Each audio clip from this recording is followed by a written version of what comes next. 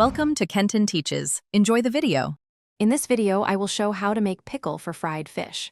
Start by slicing 1 cup cucumber and 1 cup onion thinly, then toss with 1 cup vinegar, 2 tablespoons sugar, 1 tsp salt, 1 tsp mustard seeds, and 1 tsp chili flakes.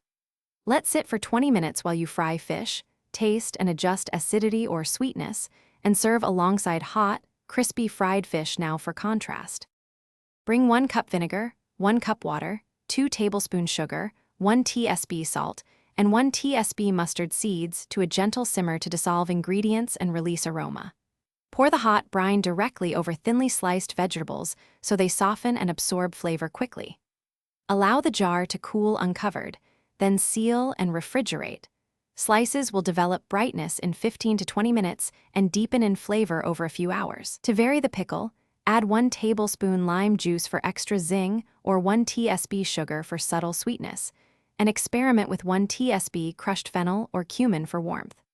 Toss in sliced chilies for heat or fresh cilantro for brightness, and consider a splash of fish sauce for umami if you like.